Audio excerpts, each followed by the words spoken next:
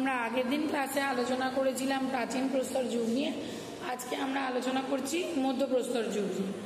মধ্যপ্রস্তর যুগে যেটা দেখা যাচ্ছে সেটা হচ্ছে যে মানব সভ্যতায় যত আমরা প্রত্নতাত্ত্বিক বিবরণ বা যে সমস্ত নিদর্শনগুলো পেয়েছি, যে নিদর্শনের নিরিখে আমরা মানে তাদেরকে ভাগ করে রেখেছি, সেই ভাগের থেকে দেখতে গিয়ে দেখা যাচ্ছে যে দ্বিতীয় যুগ, মানে যেহেতু প্রাচীন প্রস্তর যুগ হয়ে গেছে প্রত্নতাত্ত্বিক বিভাগের দিক থেকে, তাহলে দ্বিতীয় যুগটা হলো মধ্যপ্রস্তর যুগ বা মধ্যাস্যীয় যুগ, মানে যেগুলো জীবাশ্ম থেকে নির্ধারণ করা হয় বা নির্ধারিত হয়। তাহলে সেদিক দিয়ে দেখতে গেলে এটা হলো মধ্যাস্যীয় যুগ। মধ্যাস্যীয় যুগের ইংরেজি হলো মেসোলিথিক এজ। মেসোলিথিক এজ থেকেও অনেক সময় প্রশ্ন আসে যে মেসোলিথিক এজ বলতে তোমরা কি বোঝো, বা মেসোলিথিক যুগ বলতে আমরা কি বুঝি, সেরকম ধরনেরও কোয়েশ্চেন আসে। তাহলে মেসোলিথিক যুগকেও যেহেতু এরপরে নব্যপ্রস্তর যুগ যখন আমরা পড়ব, সেই নব্যপ্রস্তর যুগে আমরা দেখতে পাবো যে সেই যুগে নব্যপ্রস্তর যুগের সঙ্গে সঙ্গে ধাতুর ব্যবহারও শুরু হয়ে গেছে। এবং ধাতুর ব্যবহার শুরু হওয়ার ফলে যেটা হয়েছে সেটা হচ্ছে যে প্রস্তর যন্ত্রপাতি বা প্রস্তরের যে জিনিসপত্রগুলো ব্যবহার হতো সেগুলো তো ব্যবহার হচ্ছেই, তার সঙ্গে যেহেতু ধাতুর ব্যবহার শুরু হচ্ছে সেই জন্য নব্যপ্রস্তর যুগকে অনেক সময় ধাতব যুগও বলা হয়ে থাকে। ফলে সেই জন্য নব্যপ্রস্তর যুগকে অনেকেই আর প্রস্তর যুগের অংশ বলে মনে করতে চান না বা বলতে চান না। তারা সকলেই বলেন যে নব্যপ্রস্তর যুগ থেকে যেহেতু ধাতব যুগের ব্যবহার শুরু হয়ে গেছে, সেই জন্য এই মেসোলিথিক যুগকেই অনেকে শেষ প্রস্তর যুগ বা লাস্ট স্টোন এজ বলেও চিহ্নিত করেছেন। এবং এই মানে তোমাদের যেটা একটা শর্ট প্রশ্নও আসে 2 নম্বরের, মাইক্রোলিথ বলতে কি বোঝো, এটা লিখে নিতে পারো। মাইক্রোলিথ বলতে কি বোঝো বা মাইক্রোলিথ কি, এটা শর্ট কোয়েশ্চেন হিসেবে আসে 2 নম্বরের প্রশ্ন হিসেবে। এবং সেখানে আমরা যেটা দেখতে পাই, এই মাইক্রোলিথ হলো যে ছোট ছোট পাথরের জিনিসপত্র যে ব্যবহার করা হয়, সেই ছোট ছোট পাথরের জিনিসগুলোকে আমরা মাইক্রোলিথ বলি। মানে যেগুলো প্রত্নতাত্ত্বিক বিবরণের ফলে পাওয়া গিয়েছে যে হাতিয়ারগুলো ছোটোখাটো হতো, মানে তার হাতল ছোট হতো বা তার যে ফলাটা থাকতো সেটা ছোট হতো, যেটা দিয়ে আঘাত করবে সেই জায়গাটা ছোট হতো। এই ধরনের যে জিনিসগুলো পাওয়া গেছে সেই জিনিসটাকে বলা হয় মাইক্রোলিথ বা মাইক্রোলিথিক এজ তাকে বলা হয়। মানে এটাকে বলা হচ্ছে ক্ষুদ্রাস্যীয় যুগ। এবার সেই ক্ষুদ্রাস্যীয় যুগে যেটা পাওয়া যায় সেটা হচ্ছে যে এই যুগের ক্ষেত্রে এই যুগকে পৃথিবীতে যেহেতু প্রচুর ভূতাত্ত্বিক পরিবর্তন হয়েছিল, সেই ভূতাত্ত্বিক পরিবর্তনের জন্য এই সময় পৃথিবীর প্রাকৃতিক পরিবেশে যে পরিবর্তন এসেছিল, সেই প্রাকৃতিক পরিবর্তনের জন্যই কিন্তু তারা সেখানে দেখা যাচ্ছে যে এই যে আগেকার যে প্রস্তর যুগ, মানে প্রাচীন প্রস্তর যুগের এই জিনিসপত্রগুলো আমরা ব্যবহার করেছি, বা মধ্যপ্রস্তর যুগের যে জিনিসগুলো তার মানে আয়তন ছোট হয়ে গেছে, তার জিনিসপত্রের যে আকার আকৃতি সেগুলো ছোট হয়ে গেছে। ফলে দেখা যাচ্ছে যে আস্তে আস্তে যখন ভূপৃষ্ঠের উত্তাপ ক্রমশ বৃদ্ধি পায়, এটা আগের দিন আমি তোমাদের বলেছিলাম, আগের ক্লাসে আমরা আলোচনা করেছি যে তুষার যুগের অবসান ঘটে এবং জলবায়ু ক্রমশ বাড়তে শুরু করে, মানে ক্রমশ উষ্ণ হতে শুরু করে। এবং এর ফলে যেটা দেখা যায় যে তুষার গলে গলে সমুদ্রপৃষ্ঠের উচ্চতা বৃদ্ধি পায়, এবং সমুদ্রপৃষ্ঠে যেহেতু উচ্চতা বৃদ্ধি পায় তার ফলে বৃষ্টিপাতের পরিমাণও বৃদ্ধি পায়। এবং এই যে একটা জলবায়ুগত বিরাট পরিবর্তন হয়, সেই জলবায়ুগত বিরাট পরিবর্তনের ফলে বিভিন্ন প্রজাতির যে উদ্ভিদ এবং প্রাণী যারা ছিল তারা সমস্ত কিন্তু অবলুপ্ত হয়ে যায়। এবং মানুষের মতো যে প্রজাতি তাদের মধ্যেও অভিযোজন এবং বিবর্তন ভীষণ বেশি করে লক্ষ্য করা যায়। এবং এই ক্ষেত্রে দেখা যায় যে মানুষের জন্ম হয়, মানে এই যুগে তুষার যুগ পরবর্তীকালে একটা নতুন পুরাতাত্ত্বিক হাতিয়ার সংস্কৃতির যুগ তৈরি হয়, যাকে আমরা নাম দিয়েছি মধ্যপ্রস্তর যুগ। এবং এখানে বলা হয় যে মধ্যপ্রস্তর যুগের যেটা সময়কাল, যেটা কেন আমরা একে মধ্যপ্রস্তর যুগ বলছি সেটা আমরা আলোচনা করলাম, যে প্রাচীন প্রস্তর যুগের যে বড় বড় হাতিয়ার ছিল সেই হাতিয়ারগুলো আর ব্যবহার করা হচ্ছে না, তাদের আকার আকৃতি সবই কমে গেছে, ছোট হয়ে গেছে, এবং তারা নিজেদের পছন্দ মতো, মানে যে জিনিসটা তাদের হ্যান্ডেল করতে সুবিধা, যে জিনিসটা নিয়ে তারা সহজেই ব্যবহার করতে পারবে, সেই ধরনের জিনিস তারা ব্যবহার করছেন। এবং সেই জিনিস ব্যবহারের জন্য এদের যে আকৃতিটা কমে গেল, সেই আকার আয়তন ছোট হয়ে যাওয়ার জন্যই কিন্তু এখানে আমরা বলতে পারি যে এই জিনিসটাকে এটাকে মধ্যপ্রস্তর যুগ বলে এটাকে আমরা অভিহিত করছি। এবার মধ্যপ্রস্তর যুগের সময়কালটা তোমরা একটু লিখেও নিতে পারো। সেটা হচ্ছে যেহেতু প্রাচীন প্রস্তর যুগও কোন সময় থেকে শুরু হয়েছে আমরা সেইভাবে দিক নির্দেশ একটা বড় সময়কালকে করেছি। সেইভাবে মধ্যপ্রস্তর যুগের ক্ষেত্রেও আমরা দেখতে পাই যে পৃথিবীর বিভিন্ন দেশে, এমনকি পৃথিবীর বিভিন্ন দেশের বিভিন্ন অঞ্চলে, মানে কোনো একটা দেশ সেই দেশেরই বিভিন্ন অঞ্চলগুলোতে আমরা দেখতে পাই যে বিভিন্ন সময়ে মধ্যপ্রস্তর যুগের বিকাশ ঘটেছে। এবং সেখানে দেখা যাচ্ছে, এটা লেখো, ইউরোপের ক্ষেত্রে আনুমানিক 15,000 খ্রিস্টপূর্বাব্দ থেকে 5,000 খ্রিস্টপূর্বাব্দের মধ্যে, ইউরোপে আনুমানিক 15,000 খ্রিস্টপূর্বাব্দ থেকে 5,000 খ্রিস্টপূর্বাব্দের মধ্যে এই যুগের বিস্তার লাভ ঘটেছে। আর দক্ষিণ এশিয়ার ক্ষেত্রে, মানে এটা হলো ইউরোপের ক্ষেত্রে, আর দক্ষিণ এশিয়ার ক্ষেত্রে তা হয়েছে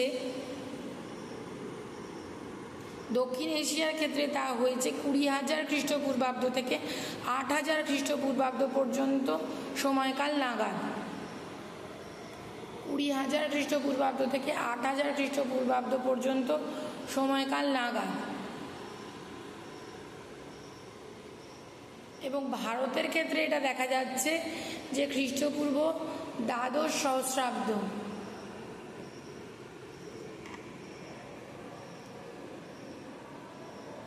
প্রাচীনতম নিদর্শনের সময়কাল নির্ধারিত হয়েছে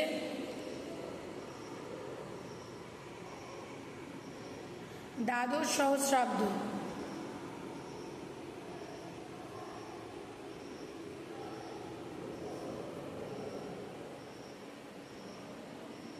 এবং যেটা দেখা যাচ্ছে যে সেটা হচ্ছে বিভিন্ন অঞ্চলে এই যে বিভিন্ন সময়ে এই মধ্যপ্রস্তর যুগ বিস্তার লাভ করেছে, সেই জন্য তাদের যে তারিখ নির্ধারণ করা হবে, ধরো একটা দেশে একটা যে জিনিসটা পাওয়া গেছে সেই জিনিসটা যে সময় আমরা তারিখ নির্ধারণ করছি, আর অন্য দেশের ক্ষেত্রে দেখা যাচ্ছে যে সেই সময় আমরা তারিখ নির্ধারণ করছি, এই দুটো তারিখ নির্ধারণের ক্ষেত্রেও কিন্তু আমরা যথেষ্ট পার্থক্য আমাদের চোখে পড়ছে।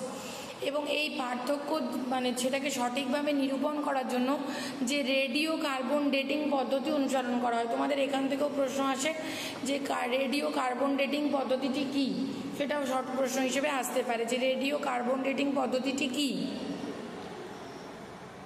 এবং তাতে করে কি হয়, এই পদ্ধতিতে যে তারিখ আমরা পাই সেই তারিখে দেখা যায় যে কার্বনের অর্ধজীবন, মানে যেটা কেমিস্ট্রির একটা বিষয় যে একটা কার্বনের হাফ লাইফ হয়, সেই হাফ লাইফের উপরে নির্ভর করে প্রাক বর্তমান এককে একে নির্ধারণ করা হয়।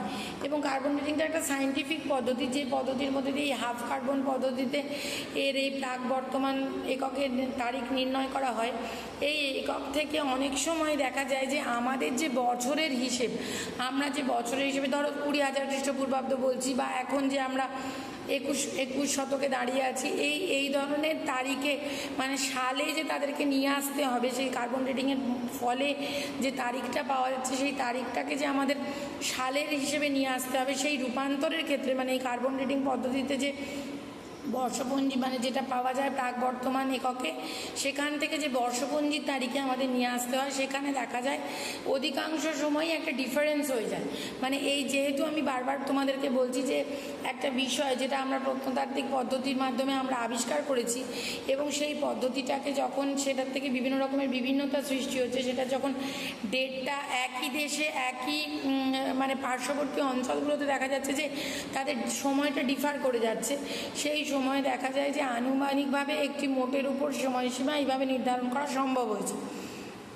এবং এর ক্ষেত্রে এই যে কার্বন ডেটিং পদ্ধতি থেকে আবার আমাদের নিজেদের যে বছরের হিসেব, সেই হিসেবে যে সময়টাকে নিয়ে আসা, সেখান থেকে দেখা যায় যে আমাদের হিসাবের মধ্যে প্রাচীন প্রস্তর যুগের শেষের দিকে, যেটা আগে বলেছি যে 11,700 খ্রিস্টপূর্বাব্দ নাগাদ তুষার যুগের সম্পূর্ণ পরিসমাপ্তি ঘটে।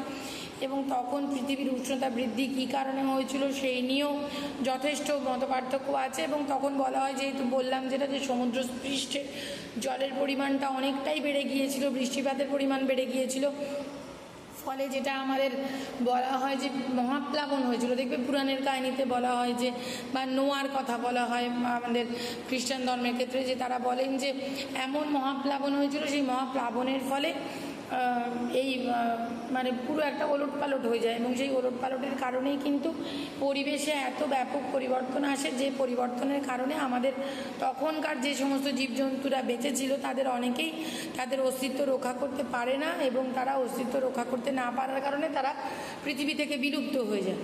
এবং এই যে আমরা মাইক্রোলিথ বলছি, যেটা এই মধ্যপ্রস্তর যুগের একটা অন্যতম বৈশিষ্ট্য, সেখানে দেখা যায় যে ক্ষুদ্রাস্য বা মাইক্রোলিথ হলো অত্যন্ত ছোট ছোট নুড়ি পাথরের আকারের হাতিয়ার। এটা মনে রাখবে, মাইক্রোলিথ যখন লিখবে তখন তার উত্তরে বোঝাবে যে মাইক্রোলিথ বা ক্ষুদ্রাস্য। মাইক্রোলিথের বাংলা হলো ক্ষুদ্রাস্য, মানে অশ্বের, মানে অশ্ব মানে ওখানে হচ্ছে পাথর, তার ছোট ছোট ভাগ, একদম ক্ষুদ্রাতি ক্ষুদ্র ভাগ, এবং সেটাকে বলা হচ্ছে অতি ক্ষুদ্র বা ছোট ছোট নুড়ি আকারের হাতিয়ার। যেটা আমরা বুঝতে পেরেছি যে প্রাচীন প্রস্তর যুগের যখন শেষ দিক, যখন প্রাচীন প্রস্তর যুগ শেষ হয়ে গেল, তখন থেকে আস্তে আস্তে যে হাতিয়ারের আকার ক্রমশ ছোট হতে শুরু করে, অর্থাৎ ছোট আকারে সুবিধাজনকভাবে ব্যবহারযোগ্য যে হাতিয়ারের প্রবণতা দেখা যায়, সেইটা দেখা যায় যে ক্রমশ আস্তে আস্তে অনেক ছোট হয়ে গেছে। এবং মধ্যপ্রস্তর যুগের যেটা বৈশিষ্ট্য, এই যেটা আমরা পড়ছি এখন, সেটার সবচেয়ে প্রধান বৈশিষ্ট্য হলো এদের ছোট আকৃতি। এবং এখানে এটা বলা হয়, যেগুলো পাওয়া গেছে সেখান থেকে আমরা নির্ধারণ করেছি যে গড়ে 5 সেন্টিমিটারের বেশি লম্বা হাতিয়ার এ যুগে পাওয়াই যায়। গড়ে মানে ধরো কোনোটা 8 হতে পারে, কোনোটা 9 হতে পারে, কোনোটা আবার 3 হতে পারে, 4 হতে পারে, সেই জন্য একটা অ্যাভারেজ করা হয়েছে। সেখানে যেটা বলা হয়েছে যে 5 সেন্টিমিটারের বেশি লম্বা হাতিয়ার এই যুগে প্রায় দেখতেই পাওয়া যায়নি। এবং প্রকৃতিগতভাবে উচ্চ প্রাচীন প্রস্তর যুগের পরিণত পর্যায়ে শেষ দিকের হাতিয়ারের সঙ্গে ছোট আকৃতি ছাড়া আর কোনো পার্থক্য মধ্যপ্রস্তর যুগের হাতিয়ারের ছিল না। তার মানে কি, যে এই যে ফলাগুলো বা যে জিনিসগুলো প্রাচীন প্রস্তর যুগে ব্যবহার হতো, সেইখান থেকে মানে যে আমরা হাতিয়ারগুলোর নাম জানি, বিভিন্ন ফলা আকারের হাতিয়ার, চাঁচনি, মানে যেটাকে দিয়ে ওই দেখবে তোমরা খেয়াল করেছো বোধহয়, কাঠের যে কাঠ যখন প্লেন করে একটা, সেই আগে একটা এরকম হ্যান্ডেলওয়ালা জিনিস দিয়ে এরকম ঘষে ঘষে করতো, এখন ওটা পুরো মেশিনে হয়। আর তার সঙ্গে এরকম একটা বাটালি, মানে সামনেটা এরকম একটা সরু মতো থাকে, সেটা দিয়ে এরকম মানে ধীরে, ওটা ফলা, হ্যাঁ, ধীরে ধীরে কেটে ওটাকে সমান করে। এই ধরনের যে সমস্ত হাতিয়ার, সেই হাতিয়ারগুলো কিন্তু মধ্যপ্রস্তর যুগ থেকেই পাওয়া যাচ্ছে। মধ্যপ্রস্তর যুগে এগুলো পাওয়া গেছে, এবং বেশ কিছু ছোট ছোট আয়তাকার ও ত্রিভুজ আকারের হাতিয়ার পাওয়া গেছে। আর সবচেয়ে বড় ব্যাপার যেটা আমরা মধ্যপ্রস্তর যুগের বৈশিষ্ট্য বলবো, সেটা হলো এই যুগে আমরা প্রধানভাবে হাতিয়ার নির্মাণের জন্য, এটাও তোমরা লিখে রাখতে পারো, হাতিয়ার নির্মাণের জন্য এই যুগে চাট, কোয়ার্টজ, ব্যাসাল্ট, চ্যালসিফেডাম, এগুলো লেখো কমা দিয়ে দিয়ে, চাট, কোয়ার্টজ, ব্যাসাল্ট, চ্যালসিফেডাম এবং কেলাসিত সিলিকা জাতীয় পাহাড়, যেটা ক্রিস্টাল আকারে আছে, ক্রিস্টাল আকারে যেটা পাওয়া যাচ্ছে, কেলাসিত সিলিকা জাতীয় পাথর ব্যবহৃত হয়েছে। ক্রিস্টাল আকারে যে সিলিকা পাহাড় সেটা ব্যবহৃত হয়েছে। এবং যেটা এই যুগের একটা প্রধান বৈশিষ্ট্য হিসেবে আমরা যেটা জানতে পারছি, সেটা হচ্ছে যে এই যুগের হাতিয়ারগুলো কিন্তু সম্পূর্ণভাবে ব্যবহার করা হতো না। মানে শুধু সেই হাতিয়ারটাই, মানে এটা তো আর এরকম জিনিস না যে বর্ষা ছুঁড়ে মারলো, যেটা আমরা প্রাচীন প্রস্তর যুগে দেখেছি, যে এমন একটা কোনো হাতিয়ার ব্যবহার করছে যে বড় বড় পাথরের টুকরো ব্যবহার হচ্ছে, যে যেটা দিয়ে তারা সোজাসুজি প্রাণীকে বা কোনো জন্তুকে আঘাত করতে পারছে। এইখানে কিন্তু আমরা যেটা দেখতে পাই, সেটা হচ্ছে এখানকার যেটা বৈশিষ্ট্য হিসেবে আমরা দেখতে পাচ্ছি, সেটা হচ্ছে এখানে তারা কিন্তু যে সমস্ত নিদর্শনগুলো পাওয়া গেছে, সেই নিদর্শনগুলোকে তারা মানে শুধু যে সেটুকুই ব্যবহার করতো সেরকম তারা নয়, এগুলোকে কম্পোজিট টুল হিসেবে ব্যবহার করা হতো। এবং এখানে পশুর হাড়, বাঁশ, গাছের ডাল, পশুর শিং, এগুলোকেও কিন্তু তারা হাতিয়ার নির্মাণের উপকরণ হিসেবে ব্যবহার করেছে। মধ্যপ্রস্তর যুগে যে জীবনযাত্রার ধরন, সেই জীবনযাত্রার ধরন সম্পর্কে বলা হয় যে এটা হলো প্রাচীন প্রস্তর যুগ এবং নবপ্রস্তর যুগের মধ্যে, মানে নবপ্রস্তর যুগে যেহেতু আমরা ধাতুর ব্যবহার দেখছি, ফলে নবপ্রস্তর যুগে যে চেঞ্জেসগুলো হয়েছে, যে পরিবর্তনগুলো এসেছে, তাদের মধ্যেকার একটা সেতু বন্ধ। এবং এইভাবেই বিবর্তনের দিক থেকেও দেখা যায় যে এই যুগের সূচনার আগেই, মানে নবপ্রস্তর যুগ এবং মধ্যপ্রস্তর যুগের মধ্যে যেটা একটা সার্বিক মানে সেতুবন্ধের কাজ করেছে, এবং মধ্যপ্রস্তর যুগের কিছু আগে থেকেই যেহেতু হোমোসেপিয়েন্স বা আজকের মানুষের আবির্ভাব হয়েছে, সেই জন্য এই সংস্কৃতি মানে মধ্যপ্রস্তর যুগের যে সংস্কৃতি সেটাকে আমরা একদমই আধুনিক মানে আধুনিক যুগের যে মানুষ, সেই আধুনিক যুগের মানুষ তারা যে সমস্ত সংস্কৃতিতে অভ্যস্ত বা তারা যে সমস্ত জিনিসগুলো ব্যবহার করেছে, মানে ওই জন্যই বলছি না যে তাদের ব্যবহৃত যে জিনিসপত্রগুলো সেইগুলো কিন্তু আমরা এখনও দেখতে পাচ্ছি বা এখনও সেগুলোকে ব্যবহারও করা হচ্ছে। ফলে এটাকে আমরা বলতে পারি যে এই সংস্কৃতি একান্তভাবেই আধুনিক মানুষের তৈরি সংস্কৃতি, যেটা কোনো মানুষও সদৃশ্য প্রজাতির দ্বারা তৈরি নয়।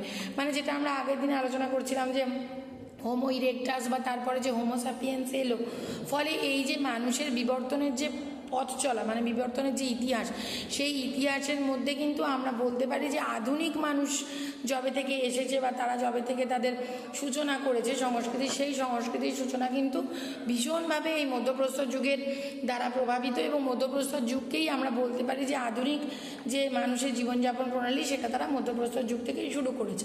এইটা হচ্ছে মোটামুটি তাদের মধ্যপ্রস্তর যুগের বৈশিষ্ট্য বা তারা কী ধরনের জিনিস ব্যবহার করতো, তাদের কী ধরনের জিনিস দেখে আমরা বুঝতে পারবো যেটা মধ্যপ্রস্তর যুগ, সেই বিষয়টা আমরা এখানে আলোচনা করলাম।